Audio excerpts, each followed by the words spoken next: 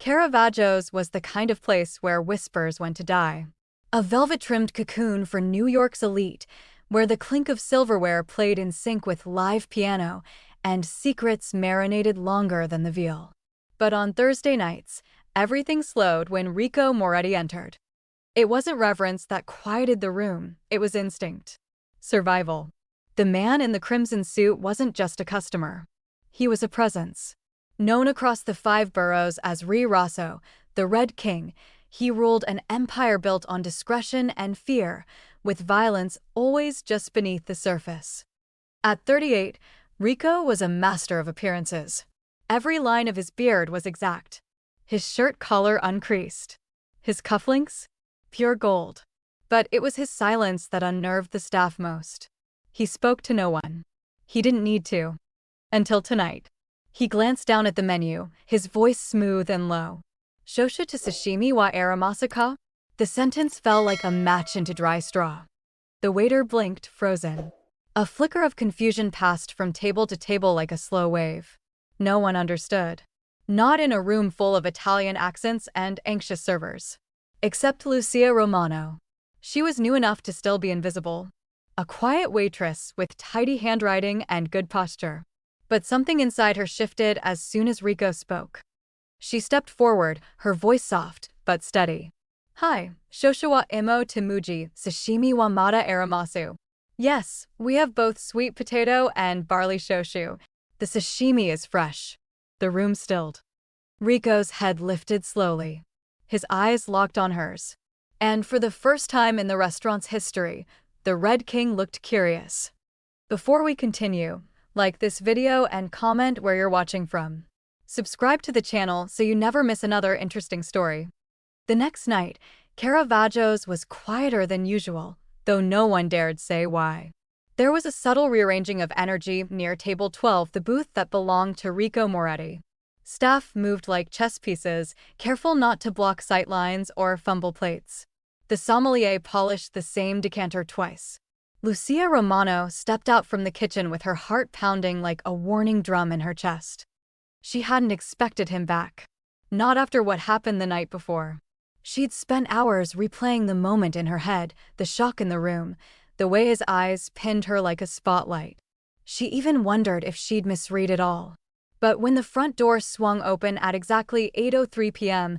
and Rico Moretti entered in another blood-toned suit, every doubt in her mind vanished. He walked in alone this time, no bodyguards, no entourage. Just the weight of silence folding around him like a tailored cloak. His gaze moved past the maitre d', over the heads of patrons, and landed squarely on Lucia. Without a word, he walked to the same booth and sat down. Everyone else resumed breathing.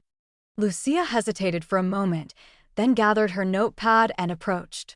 Her legs carried her forward even as her instincts told her to stop. Rico was already scanning the wine list, though she doubted he needed to. "Good evening," she said, voice carefully neutral. "Would you like to start with a drink?" He looked up slowly. "You," he said. Not a question. A declaration. "Only you." Lucia froze. "I'm sorry.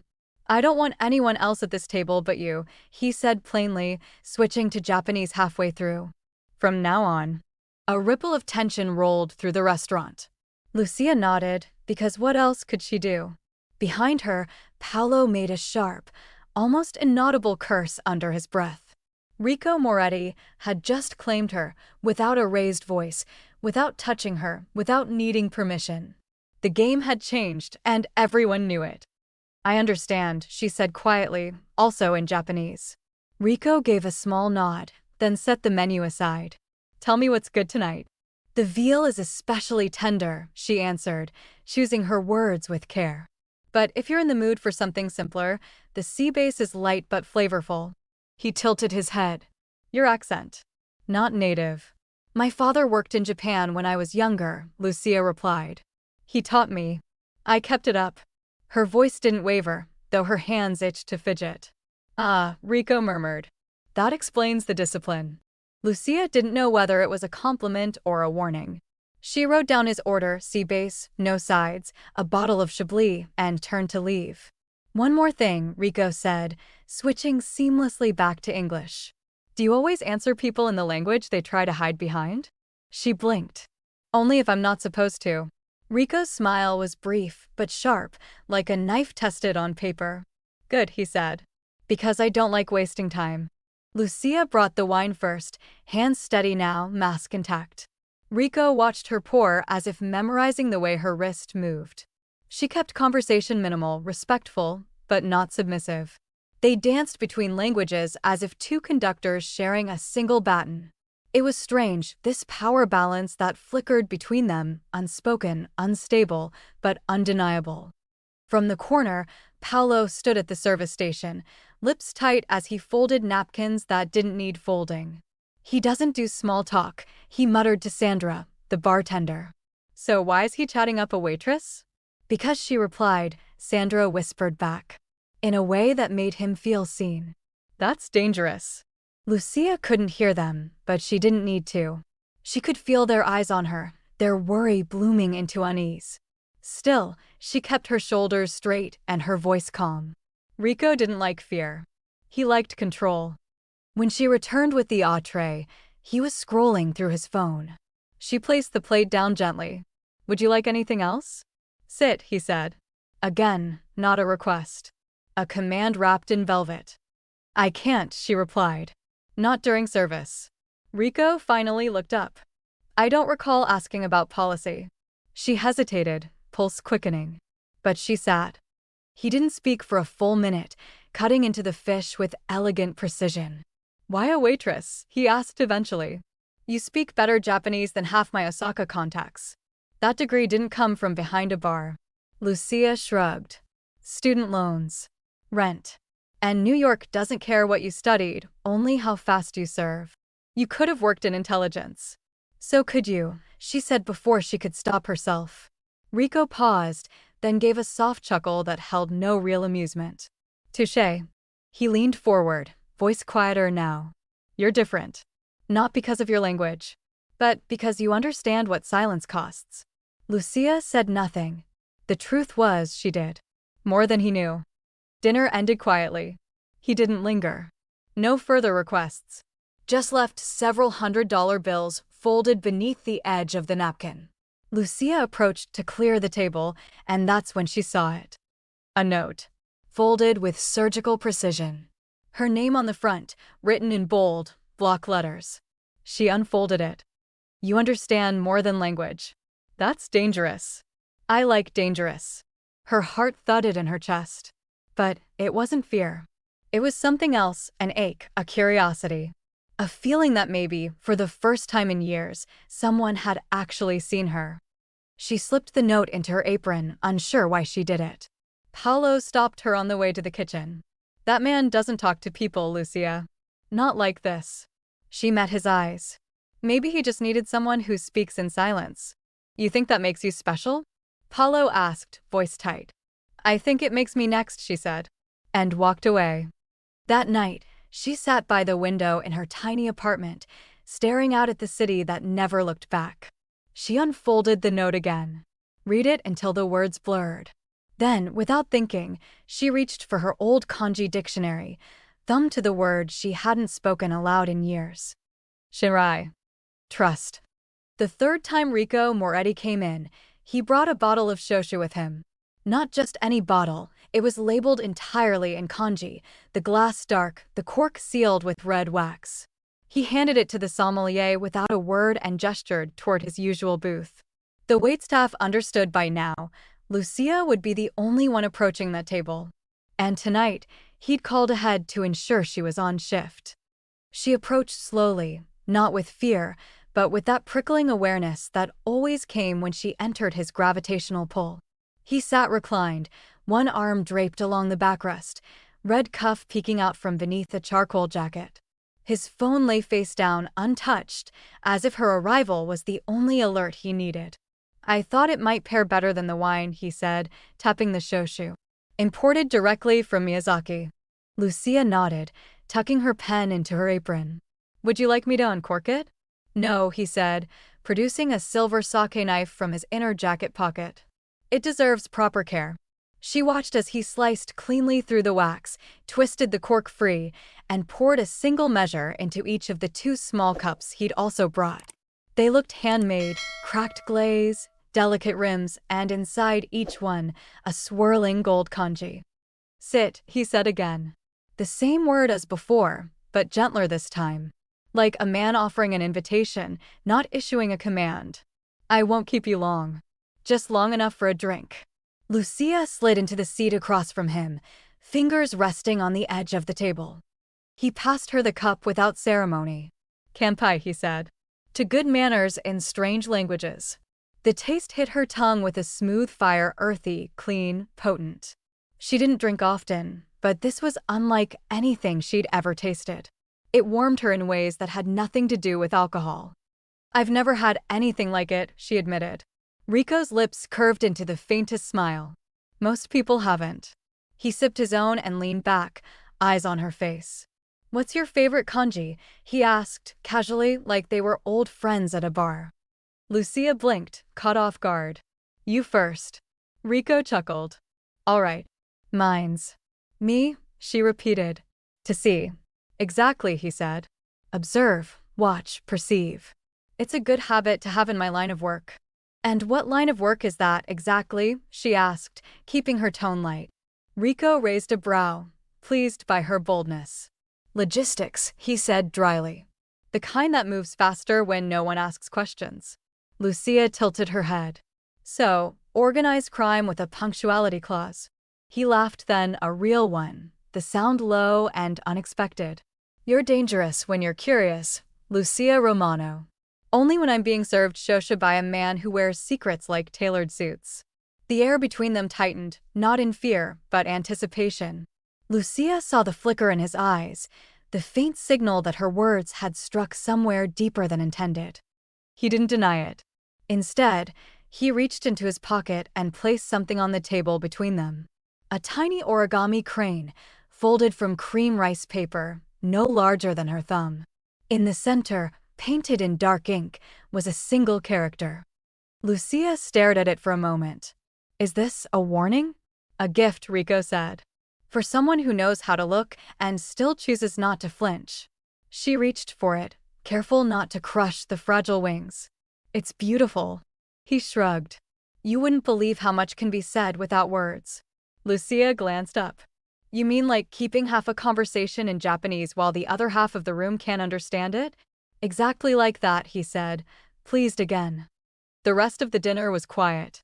He ate with slow intention, occasionally offering her tidbits in Japanese about the fish, the rice, the texture of the sauce. She responded with small nods and corrections when his English stumbled, though she suspected he made the errors on purpose. Around them, the restaurant buzzed, but they were in a pocket of stillness. When she brought the check, he waved it away.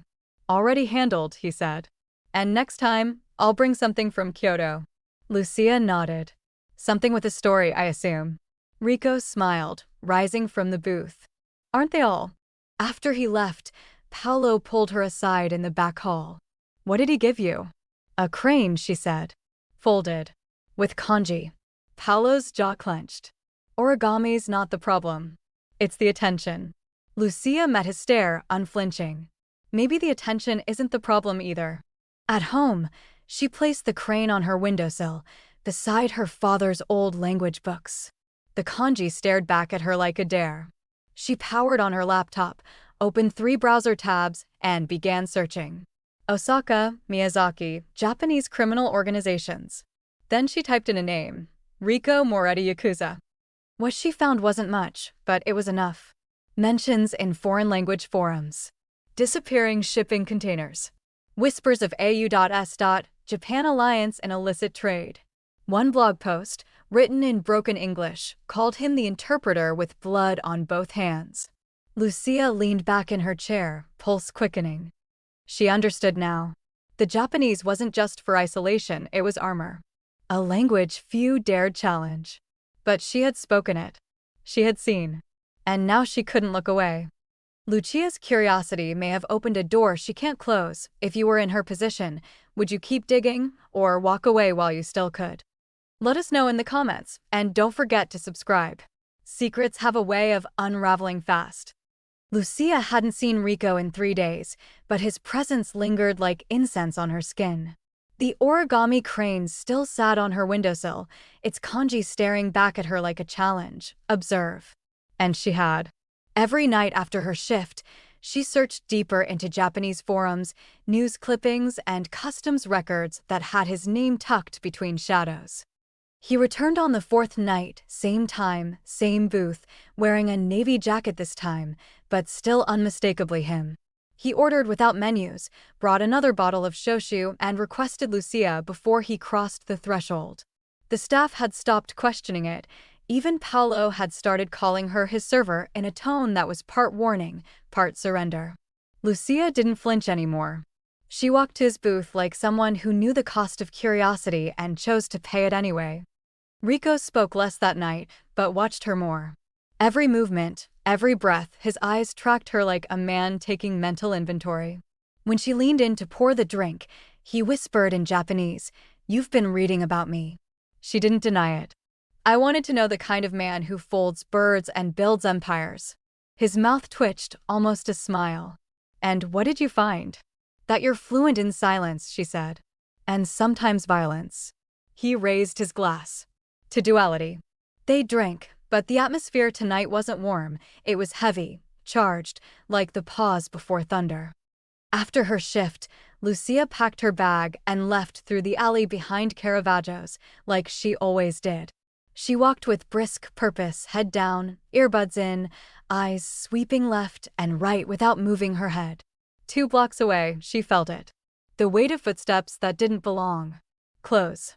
Too close. She turned into a side street to test the theory and heard the steps pick up behind her. Not the rhythmic stomp of a pedestrian. This was the controlled pace of someone trained.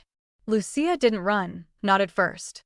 But when the footsteps closed in and she heard the shift of a coat, the rush of air, instinct screamed. She sprinted. The alley was tight, barely lit, and her shoes slipped on the slick pavement. A hand reached for her, gloved, fast, aggressive, but didn't make contact. From the shadows, a figure emerged and collided with her pursuer mid-stride.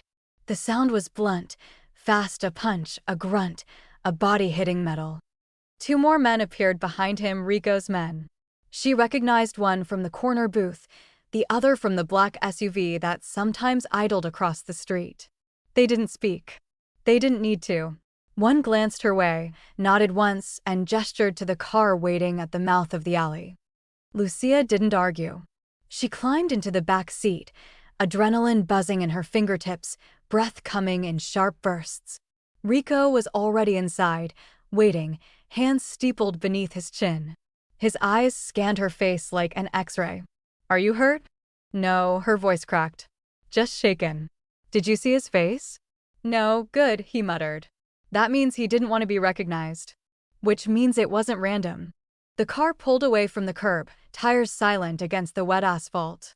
Lucia stared out the window, watching the city blur into streaks of light and glass. "Why me?" she asked. "Why no?" Rico's jaw flexed. "Because they know what I look at twice." The drive ended at an industrial complex near the docks, low-lit, silent. A warehouse that looked abandoned, but buzzed with coded electricity. Rico led her inside, past sliding steel doors and concrete corridors that echoed like cathedrals. Men nodded at him, parted for him, never questioned him. But their eyes flicked to Lucia with barely concealed curiosity. She felt it, the weight of being marked. They entered a room that didn't match the rest. Polished wood table, screens mounted on the walls, maps with strings and pins, a digital chessboard of power. Rico waved a hand, dismissing the others. "Wait outside." When the door clicked shut, he turned to her. "You are followed because someone believes you matter to me." Lucia swallowed hard. "Do I?" Rico's answer was quiet but hard as steel. "Enough to make you a liability. Enough to make you a threat." He opened a drawer and pulled out a small box. Inside was a silver chain with a pendant, simple, understated. The kanji was engraved on a black stone circle. Shirai. Trust. He held it out to her. This isn't decoration. It's a signal. To my people, it means you're under my protection. To my enemies, it means you're off limits. Lucia took it, fingers trembling. What if I don't want to wear it? Then I'll make arrangements for you to disappear. New name, new city, new life. Is that what you want? Rico's eyes darkened. No, but it might be what keeps you breathing. She clipped it around her neck. The metal was warm, or maybe her skin was on fire. Either way, she felt the invisible shift in the air. She was no longer outside the line. She was inside the circle, and the world had noticed. Rico opened a folder from the table, pulling out a document stamped in red and written half in Japanese, half in English. They're calling you a leveraged asset now, which means they're watching you, studying your habits, looking for cracks. He turned the file around and showed her the first page. There was her name, full name, her schedule, notes on her apartment, her mother's clinic visits, her father's old military record. The bottom line read, considered viable point of leverage. Possible romantic link to Moretti. Lucia's stomach turned. They're tracking my family? Rico nodded. That's what enemies do when they believe you're the pressure point. Silence filled the room, dense and suffocating. What now? She asked. Now, he said, you don't walk alone. You don't answer unknown numbers. And you don't go anywhere I haven't cleared. Lucia looked down at the necklace, the kanji glinting against her skin. And if I refuse? Then you die with good intentions, Rico replied, voice devoid of warmth. But I'd prefer to keep you alive. Outside the warehouse, the city slept, oblivious, indifferent. But inside, a war had quietly begun, and Lucia Romano had just been drafted. She wasn't invisible anymore. She was marked. And in Rico Moretti's world, that was the most dangerous kind of visible. The elevator doors opened onto polished black marble and walls of shifting LED light. For a moment, Lucia thought Rico had brought her to a private gallery, the kind where money whispered through curated silence. Abstract paintings lined the corridor, bold reds and silvers clashing like bruises in oil. Spotlights glowed on modern sculptures, twisted metal posed like broken angels. It was elegant, surreal, and a lie. Rico walked ahead of her without speaking, the quiet thud of his shoes echoing across the sterile floor. She followed, nerves coiled tight, her fingers brushing the necklace at her throat, shinrai, still warm from her skin. At the end of the hallway, he paused before a glass door that looked like it led to another exhibit.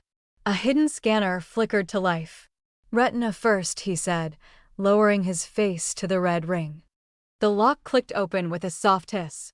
Behind it was no gallery, no pretense of art. This was something else entirely. The room stretched out like the command bridge of a warship. Lucia stepped in and felt her breath catch. Screens covered an entire wall, live feeds, satellite maps, street-level surveillance, encrypted text scrolls in Japanese and English. Another wall was lined with shelves of black ledgers and data servers humming beneath soft blue light. A digital map of New York and Osaka pulsed in the center of the room, territories marked in color-coded sectors. At its heart, 2 red dots. One for Moretti. One for Tetsuya, a name she didn't yet recognize but would soon never forget. Rico didn't need to explain. The war wasn't coming. It was already happening. Quietly. Surgically. This, he said, sweeping his hand, is what the world doesn't see when it talks about the Mafia. Lucia moved slowly, absorbing each screen, each string of numbers, each time-stamped photo. She saw dock schedules coded in Japanese. Courier transfers between New Jersey and Osaka. Bank accounts split across 5 continents. This isn't crime, she said softly. It's infrastructure. Rico's mouth tightened, but he didn't deny it. The Yakuza taught us how to think generationally. We taught them how to go invisible. He tapped a console, and the image on the map zoomed into Caravaggio's, her restaurant. Their booth was marked with a red pulse. Every piece has value. Every conversation is currency. Lucia's throat tightened. And I'm a piece? You were a variable, he said. Now you're a consequence. She turned to him, trying to understand. So this is what you do all day? Coordinate territory lines and bribe customs agents. Among other things, Rico said. I don't sell chaos. I regulate it. She walked toward the center table, where folders were neatly stacked beside a loaded pistol. Why show me this? Rico watched her closely. Because you need to know what you're walking into. And because I'm tired of protecting you in half-truths. Lucia opened a file and found satellite photos of a Tokyo pier. Red markings indicated sniper nests and emergency routes. Another showed hospital records, hers. How long have you been tracking me? She asked, ice sliding down her spine. Since the first night you replied in Japanese, he said without apology. Her hands trembled as she closed the folder. That's not protection. That's surveillance. It's both, Rico said. One keeps you safe. The other keeps me alive. She moved to a screen displaying financial flows, laundered money moving like blood through international veins. Some of it led to hospitals. Scholarships. Art grants under names she recognized. You use the empire to clean its own sins, she murmured. You fund good things with blood money. He didn't flinch. If the world won't let me wash my hands, I'll use them to build something worth bleeding for. Lucia turned to face him fully. And you think that justifies all of this? No, Rico said. But it explains why I'm not walking away from it. She looked around at the chaos dressed as control, the empire built on numbers and fear. Her heart raced. Her palms ached from clenching. Why me? She asked again, voice thin. Why fold origami cranes and pour sake when you could have just stayed silent? Rico stepped closer, the space between them charged like an electric wire. Because you answered, he said simply. Because you saw me. And I haven't stopped needing to be seen since. Lucia swallowed hard. And if I say I want out? Rico nodded toward the elevator. There's a plane ticket and new identity waiting. No strings. No chase. He paused. But if you stay, it's for everything. Not just dinners and Japanese wine. She closed her eyes, the weight of choice pressing on her chest. This was no longer a game or even a romance. This was a contract. One that could only be signed in silence or fire. She opened her eyes and spoke in his native tongue. Akuma Jine. Tada, Iki o Wajirita Otoko. You're not a demon. Just a man who forgot how to breathe. The silence stretched for several heartbeats. Rico's expression cracked, not broken, not shattered, but softened, like steel catching light. Say it again, he whispered. I need to hear it like a prayer. Lucia took a deep breath, steadier this time. Anata wa Akuma Jine. You're not a demon. His shoulders lowered. His hands unclenched. Then stay, he said, voice barely a rasp. And help me remember. Lucia walked to the center console and placed her hand on the map. It pulsed beneath her palm, alive, burning. She didn't nod. She didn't speak. She simply stayed. If you were shown the brutal truth behind someone you loved, would you run from it, or choose to carry it with them? Let us know in the comments. And if you're staying for the next part of the story, make sure to subscribe. The war is far from over. Rain whispered across the windows of Caravaggio's, and the dining room was already half-emptied when Rico Moretti appeared in the doorway. He wasn't in his usual crimson or navy. Tonight, his shirt was black and torn at the collar, his left sleeve soaked in blood. He walked like a man pretending not to limp, his hand pressed discreetly against his ribs. The maitre d' froze mid-sentence, and the air in the restaurant turned still. Lucia looked up from the espresso machine and ran. She didn't ask questions. She met him halfway, grabbed his good arm, and pulled him through the narrow hallway toward the staff kitchen. Rico didn't protest. He let her guide him through the steel doors, past shelves of flour and olive oil, into the empty walk-in prep room used only during banquets. Once inside, he leaned against the counter and exhaled like he'd been holding his breath for hours. You're bleeding, she said, breathless, already reaching for the first aid kit mounted on the wall. It's not deep, he muttered. Just messy. Lucia peeled back his jacket, revealing a gash along his side clean, but angry and red. Blood had soaked through his undershirt. Her hands didn't tremble, but her jaw clenched so tightly it ached. Take this off, she ordered, holding out a clean cloth. I'm fine, Rico replied. "You're not," she snapped, already tugging at the buttons. The shirt came away slowly, the fabric sticking to dried blood. Beneath it, bruises bloomed across his ribs like spilled ink. He winced as she cleaned the wound, but didn't look away from her face. "This wasn't supposed to touch you," he said.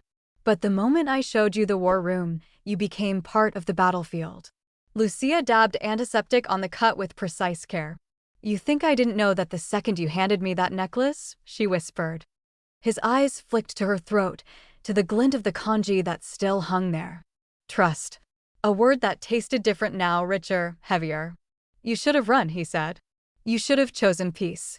"You don't get to make that decision for me," she replied, her voice rough. Their eyes locked, no barriers, no performance. Just exhaustion and fear and something else neither of them could name.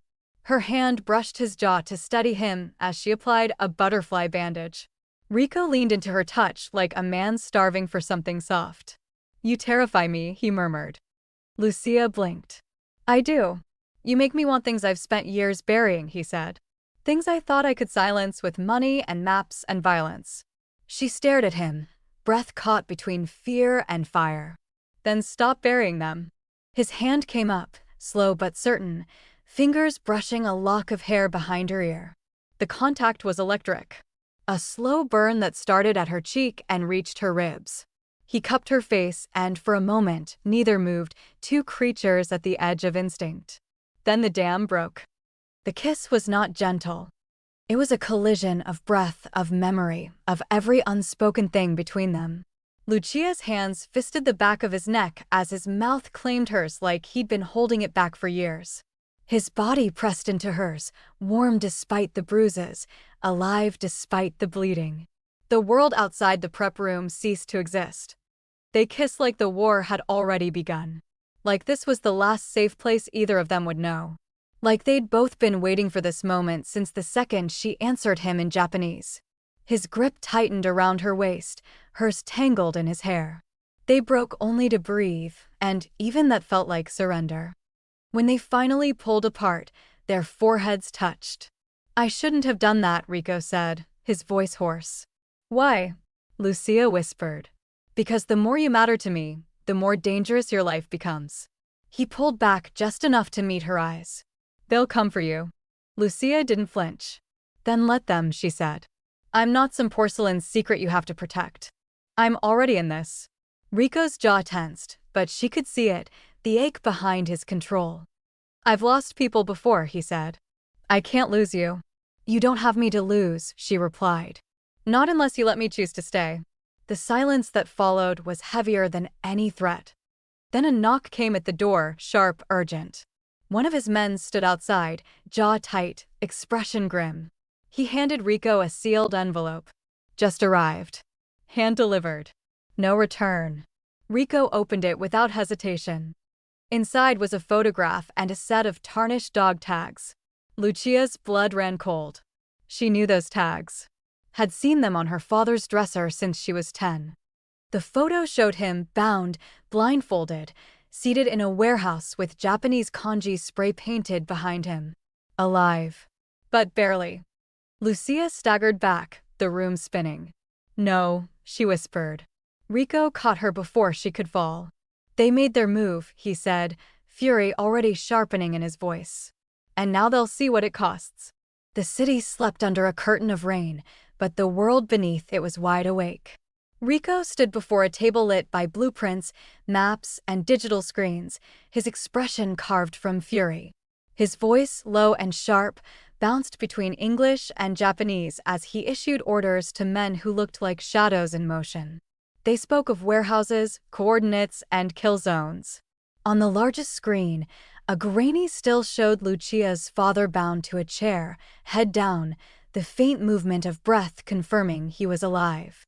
Lucia listened from the doorway, her nails digging into her palms. Every instinct screamed to stay out, to let the soldiers do what they were built to do, but she couldn't. "I'm coming," she said finally. Rico didn't look up. "No." She crossed the floor until she was standing opposite him, her voice trembling but unwavering. "You showed me your world, Rico. You don't get to lock me out now that it's bleeding." His jaw flexed. You don't understand what you're walking into. He's my father, Lucia shot back. And you're not doing this without me. Rico's eyes snapped up, the darkness in them almost black. You step into that warehouse, Lucia, and you don't come out the same person. I won't let that stain touch you. She stepped closer until they were nearly chest to chest. It already has. Rico exhaled hard, looking away, but the decision was already made. Lucia had crossed her own line. An hour later, the convoy moved through the industrial district like a procession of ghosts. Black SUVs, tinted windows, engines that purred instead of roared. Lucia sat in the back seat beside Rico, her hands gripping the necklace at her throat. Outside, the rain fell in slanted sheets, washing the city's sins into the gutters. Inside, there was only silence. When they stopped, the smell of salt and steel filled the air.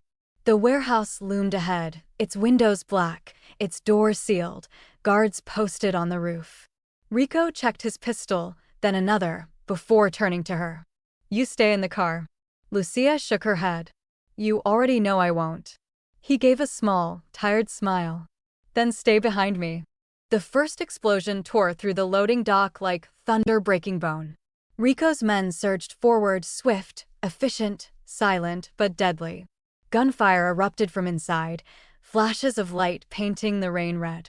Lucia ducked behind a stack of crates, heart hammering against her ribs.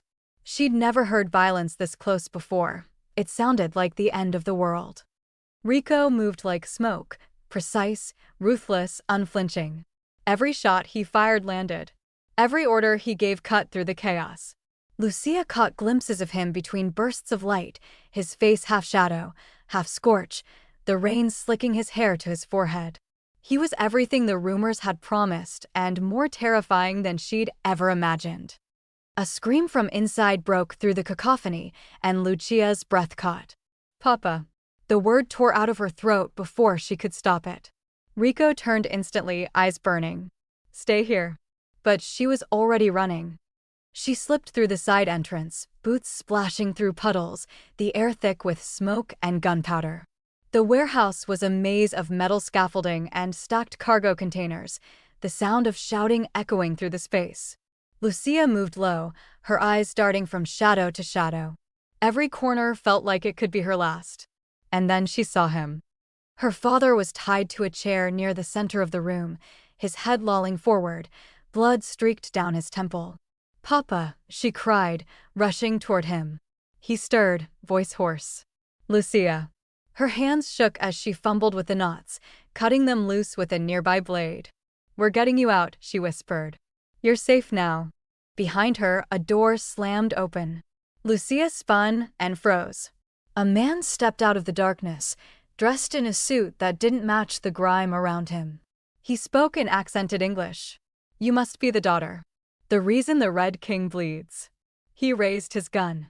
Lucia's heart stopped. A shot rang out, but it wasn't his. Rico appeared behind him, the muzzle of his pistol smoking. The man crumpled soundlessly. You disobeyed me, Rico said, his voice low, shaking with a mix of anger and relief. And you saved him, Lucia said back, tears mixing with rain. So yell at me later. He almost smiled, but then a flicker of movement caught his eye. Down, he shouted, shoving her aside. The bullet hit him instead. The sound tore through Lucia more than his body. Rico staggered, hand clutching his shoulder, crimson blooming through the fabric like an ink spill. She dropped beside him instantly, pressing her hands over the wound. No, stay with me, she begged. You're fine. You're fine. His breath hitched uneven. You shouldn't have come. Too bad, she whispered, tears streaking down her face. I wasn't letting you face this alone. He looked at her, eyes half-lidded, lips curving faintly. You're stubborn. You love that about me. I do, he breathed, before pain stole the words away. Lucia tore a strip from her shirt and pressed it to the wound, ignoring his protests. You're not dying here, she said, voice steady despite the tremor in her hands. Not in this place. Not after everything. Around them, gunfire began to fade. The echoes of chaos were replaced by the sound of footsteps, Rico's men closing in. One of them called out in Japanese, and Lucia recognized only fragments: secured, extraction, boss down. They moved quickly, sweeping the room, taking out the last stragglers. Two men lifted her father, still half-conscious, and carried him toward the waiting vehicles. Lucia stayed kneeling beside Rico, refusing to move. "He needs a doctor," she screamed. "No." Rico grabbed her wrist weakly. "Lucia." She bent low to hear him. "Listen to me. When this is over, no," she said, cutting him off. "There is no after if you're not in it." His eyes softened, even as they struggled to stay open. "You don't understand. This world doesn't forgive. The ones who live in it, they're already dead." "Then I'll die beside you," Lucia said, voice breaking. "But I won't leave." The men hauled them toward the exit as the rain continued to fall, thick and relentless. Lucia's father was already being loaded into another SUV, his breathing shallow but alive. She turned to Rico, who was fading fast in her arms. "Stay with me," she whispered. "Please." His hand brushed her face, bloody, trembling, human. "Always." They loaded him into the back seat beside her, sirens echoing somewhere far off. The city's skyline bled red through the mist. Lucia's clothes were soaked in his blood, her hands shaking around the kanji pendant she still wore. She pressed it to his chest like a vow. "You saved him. Now I'll save you." Rico's eyes fluttered closed, the strength finally draining from him. "Don't make promises you can't keep," he murmured. Lucia leaned closer, tears falling onto his skin. "I'm not making one," she said. "I'm sealing it." Outside, dawn was crawling over the horizon, pale and unforgiving. The rain slowed, the world exhaled, but inside that car, time stood still. Lucia looked at the man bleeding beside her, the father breathing weakly across the seat, and knew there was no going back.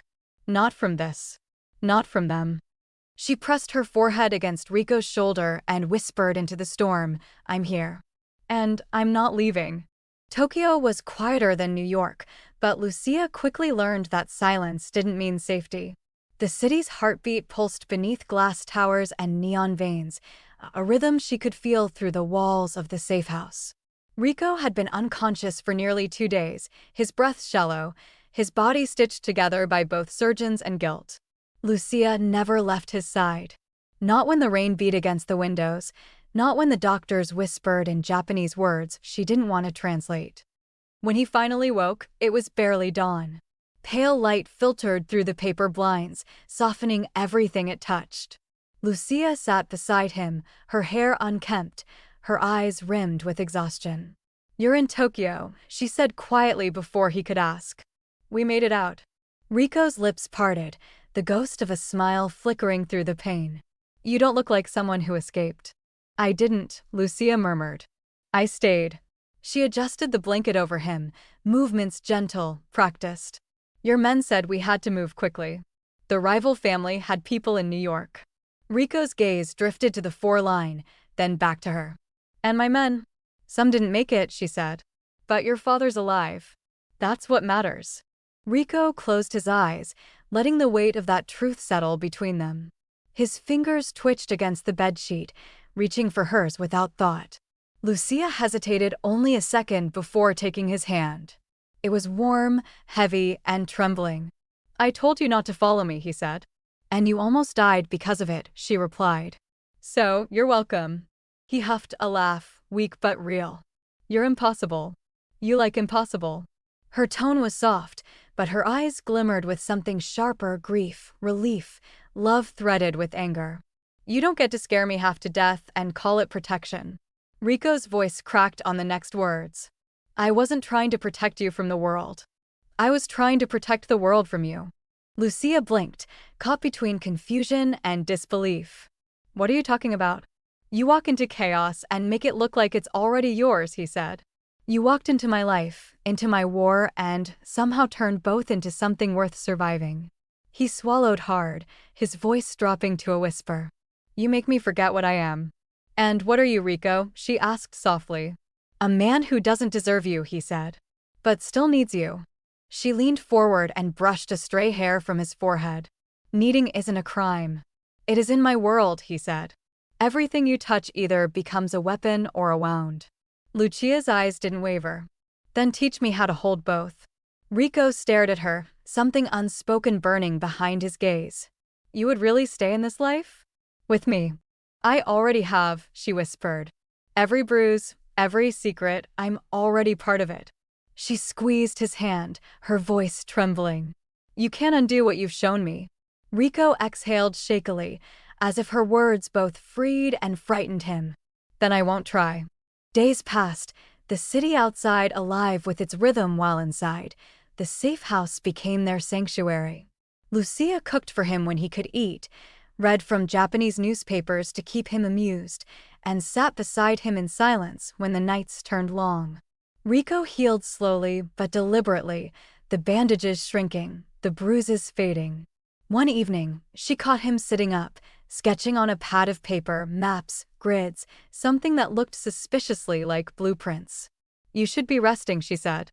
I am, he replied. Just differently. She crossed the room and looked down at the drawings. That doesn't look like rest. That looks like planning. Rico's lips curved faintly. I was thinking about the future. The criminal kind or the human kind? Lucia asked, folding her arms. He looked up at her with a glimmer of mischief.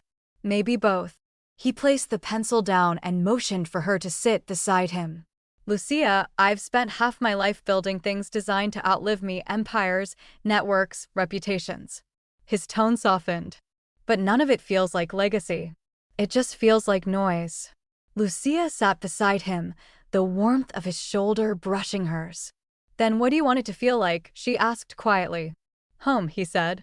I want to build something that feels like home. The air thickened, heavy with meaning. Rico turned to face her, his hand trembling slightly as he reached for something on the bedside table, a small velvet box, deep red and worn around the edges. Lucia's heart stuttered. Rico, he opened it, the glint of a ring catching the dim light. It wasn't ornate, but elegant, simple gold, engraved inside with two kanji characters, love and trust. His voice broke as he spoke. I want to build something with you. Not just protect. Not just control. Build. Lucia's breath hitched. The words felt too big for the small space they occupied. She blinked back tears that she didn't realize had gathered. Rico held her gaze. I can't promise you safety. Or peace. Hell, I can't even promise you normal. But I can promise you I'll try to make the kind of life that doesn't leave you invisible. He extended the ring toward her, his hand shaking slightly. Marry me, Lucia Romano. Build with me. Lucia stared at him, at the bruised man who once terrified her, now stripped of all armor. You're serious, she whispered. Always, he said. You're asking me to build a home out of broken glass, she said softly. Then we'll bleed together, he replied. But at least it will be ours. Lucia laughed through tears, the sound trembling between disbelief and joy. You're insane, she whispered. Completely, he said. But I'm asking anyway. She took the box from his hand, turned the ring once between her fingers, and smiled faintly. Only if we do it in both languages, she said. No more hiding behind words. Rico's eyes softened. Agreed. He leaned forward, resting his forehead against hers, his voice low and reverent. He whispered in Japanese. Love and trust. Lucia nodded. Always. They kissed slow this time, not desperate, not rushed. The kind of kiss that felt like a promise rather than a confession. The city outside hummed, neon spilling through the blinds like faint firelight. Lucia had never felt both so anchored and weightless all at once. In the space between breaths, she let herself believe they could have peace. But peace doesn't last long in a world built on violence. The next morning, as sunlight spilled through the curtains, Lucia's phone buzzed on the bedside table. One message. Unknown number. She unlocked it without thinking. Your presence at the wedding will not be tolerated. Lucia froze, the screen glowing cold against her skin. Her pulse quickened, eyes darting to Rico still asleep beside her. The ring on her finger felt heavier than gold. It felt like a warning. She looked back at the message again, her breath shallow. Outside, Tokyo gleamed, unaware that its calm skyline was about to burn. If love meant stepping into danger, but walking away meant losing yourself, what would you choose? Share your thoughts in the comments below. And don't forget to subscribe, because Lucia's answer is coming next. The air outside the villa was thick with jasmine and unspoken threats. Security lines wrapped the perimeter like invisible wire, and every guest was either heavily connected or heavily armed. This was not just a wedding, it was a summit, a warning, and a test of power dressed in elegance. Inside the garden courtyard, chairs formed two neat halves, divided like territories, flanking a silk-covered aisle. At the end of it stood Rico Moretti, clad in ceremonial black, his stance regal, his silence thunderous. Lucia stepped forward beneath the archway, her breath shallow, her spine straight. The gown she wore was stitched from legacy, white silk patterned with crimson peonies and silver cranes, blending kimono tradition with Western silhouette. Every step she took whispered across the stones, her red sash trailing behind her like a banner. She wore no veil. She wanted every eye, enemy or ally, to see her as she was, fearless, deliberate, claimed. The crowd rose. Italian dons in tailored suits. Yakuza lieutenants in muted hakama. Legitimate CEOs and corrupt politicians alike, all pretending they weren't afraid of what this moment meant. Lucia's mother sat in the second row, wearing navy and pride. Beside her, Kenji nodded once, the unspoken approval of a man who had seen empires rise and fall. At the altar, Rico didn't move, he only looked at her. And Lucia, for the first time in months, felt like something more than visible. She felt chosen. When she reached him, he took her hand without ceremony. "You're late," he murmured, his voice low enough for only her. "I had to make an entrance."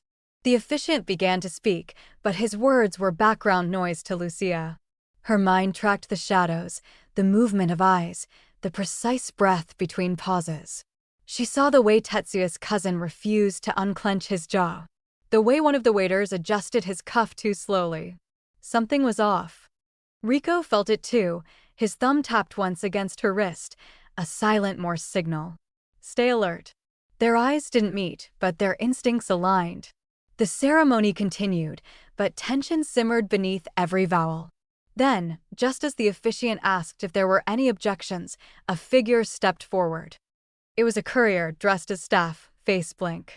He handed Rico a silver envelope, bowed, and disappeared before security could grab him. Rico opened it slowly, his eyes scanning the single sentence inside. His jaw locked. He passed the note to Lucia. "This kiss will be your last." A threat. Not whispered behind closed doors, but delivered in front of the entire criminal underworld. Rico turned to the crowd, his voice cold steel. "So this is how cowards speak now?" The room fell into dead silence. He stepped forward, letting the note fall like ash to the stone. His voice shifted first in Italian, sharp and commanding. "She is not my weakness." Then in Japanese, deliberate and raw. "She is my war cry." No one spoke. No one moved. Rico reached for Lucia's hand again, and this time she squeezed back hard. "If they fire," she whispered, "I hope they know I bite back." Rico smirked, just enough to remind the crowd he hadn't lost his edge. The officiant cleared his throat, but wisely skipped the objection clause this time. "Do you, Rico Moretti, take Lucia Romano?" The words tumbled out in sequence, surreal against the backdrop of loaded pistols and political smiles. When it came time for vows, Rico spoke first. "I've built walls out of power and silence," he said, voice steady. "But you, Lucia, are the first person who ever walked through them without flinching. I promise to be more than what this world trained me to be. To listen in both languages. To love without leverage." Lucia's breath caught, but she stepped forward. "You once said I made you remember how to breathe. So here's my vow, Rico. I'll be your air when the smoke returns. Your calm when the empire rattles. And your shield when the enemies forget who I've become." The officiant smiled nervously. "Then by the power vested in me by several global jurisdictions I don't care to name, I now pronounce you husband and wife." For a heartbeat, the garden stood still.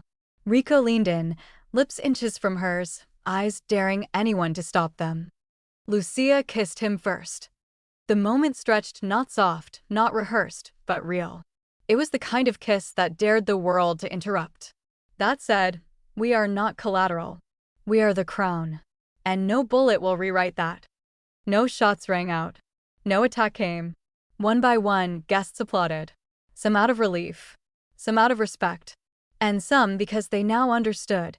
The Red King didn't just marry a woman, he married his equal.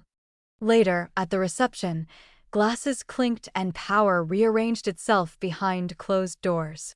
Lucia sat at the head table, hand in Rico's, watching men whisper over champagne. The pendant around her neck still read trust. But tonight, she didn't wear it as a shield. She wore it as a scepter. Kenji approached the table and bowed slightly. The threat was a bluff, he said in Japanese. A test. Rico nodded once. And we passed. Lucia lifted her glass. No, she corrected. We rewrote the rules. A year had passed, though sometimes Lucia still caught herself listening for footsteps that no longer threatened. The city felt different now, calmer, older, like it had finally exhaled after holding its breath for too long. The empire Rico once ruled through fear had begun to shift, trading blood for balance, silence for strategy. He had kept his promise, fewer guns, more negotiations. Fewer ghosts in his eyes.